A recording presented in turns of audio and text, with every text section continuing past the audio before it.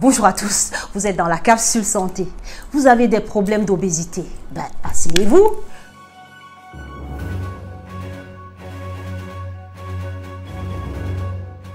Bonjour à tous. Si vous êtes en situation d'obésité et que vous souhaitez juste maigrir parce que vous voulez plaire au regard des autres, alors ceci n'est pas pour vous.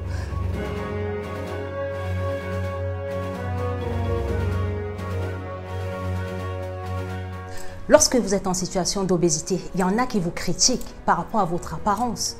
Mais comme ça ne suffisait pas, lorsque vous prenez la ferme résolution de prendre votre vie en main, de prendre votre santé en main, malgré toutes vos souffrances, malgré toutes vos peines, malgré toutes les pathologies qui y sont associées, il y en aura toujours qui viendront vous dire qu'est-ce qui ne va pas. Vous êtes moche ou peu importe ce qu'on vous dira, cela ne doit pas vous affecter parce que vous devez être des personnes qui prennent une ferme conviction, qui ont confiance en eux.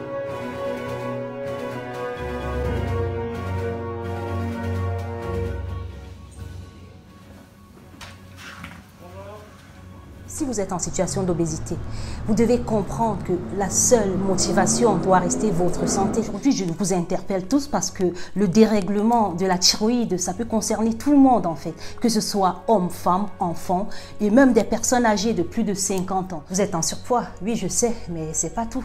Vous ressentez souvent comme de la palpitation, de la nervosité, de l'angoisse, parfois même de la dépression. Vous ne savez pas ce qui vous arrive parce que vous êtes dans des changements d'humeur, vous avez des sacrés trous de mémoire. Ça, je le sais.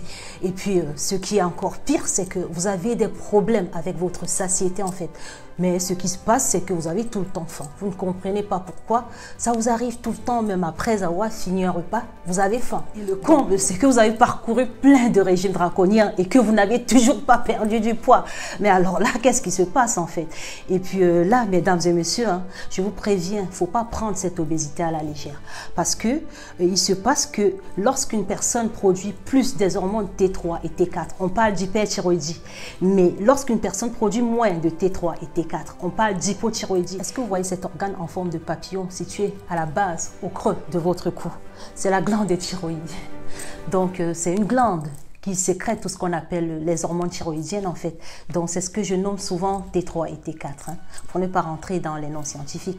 Et puis ils ont un rôle, je vous en ai parlé dans la vidéo précédente, je ne vais pas rentrer là-dessus, vous pouvez retrouver toutes mes vidéos dans ma chaîne YouTube. L'hypothyroïdie est donc une insuffisance de production des hormones des glandes thyroïdes dont je vous ai parlé. Vous pouvez retrouver toutes les vidéos dans ma chaîne YouTube. Et puis vos commentaires me sont extrêmement chers parce que ça me permet de vous aider de mon mieux, de vous identifier et puis de vous apporter des solutions encore plus personnalisées. Donc n'hésitez surtout pas à commenter, à m'interpeller s'il le faut et pour aller plus loin, me contacter. Chez mes patients qui souffrent d'hypothyroïdie, je réalise déjà un ralentissement de métabolisme en général, d'où la prise de poids et le surpoids, dont le poids ne fera que s'accumuler en fait.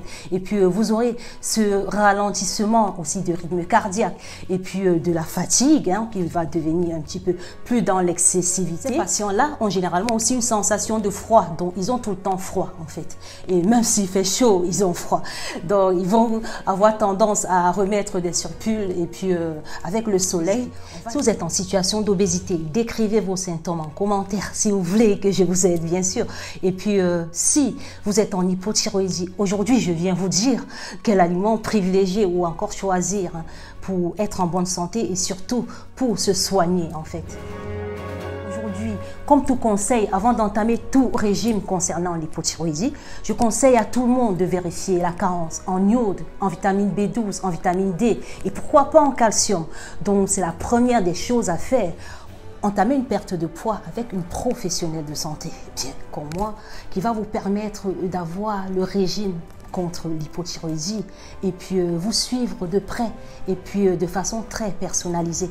Donc n'hésitez surtout pas à me poser des questions en commentaire. Dans vos choix des aliments, privilégiez les fruits de mer, les mollusques, les algues comme la spiruline par exemple, les produits laitiers.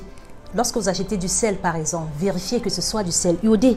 Et puis vous pouvez retrouver du sélénium, de la vitamine D, de la vitamine B12 ou d'autres vitamines, même des antioxydants. Vous pouvez retrouver dans l'huile de foie de morue ou de la morue, d'autres poissons aussi gras. Vous pouvez retrouver dans la noix, vous pouvez retrouver dans les champignons. Je vous recommande des céréales complètes, des abats, des mollusques. Vous savez, les mollusques. Et puis surtout, faites très attention parce que les quantités qui vous seront recommandées vous permettront également de perdre du poids. Donc, c'est pas que vous allez tomber dessus et ne manger que ça. Hein. Demandez conseil, n'hésitez surtout pas. Et puis, évitez surtout tous les aliments qui sont goitrogènes. Donc, je vais vous laisser la liste. Hein.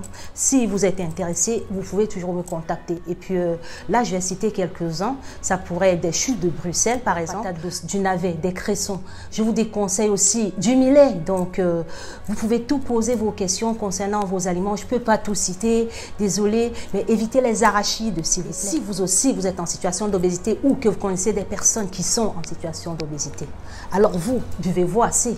Donc, je vous recommande de boire au minimum environ 2 litres d'eau.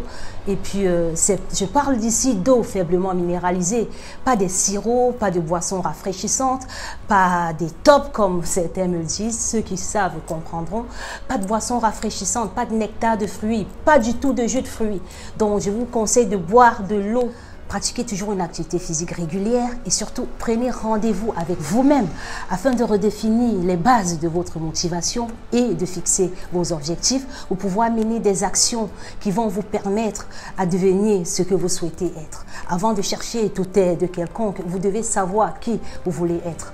Donc, merci et à la prochaine.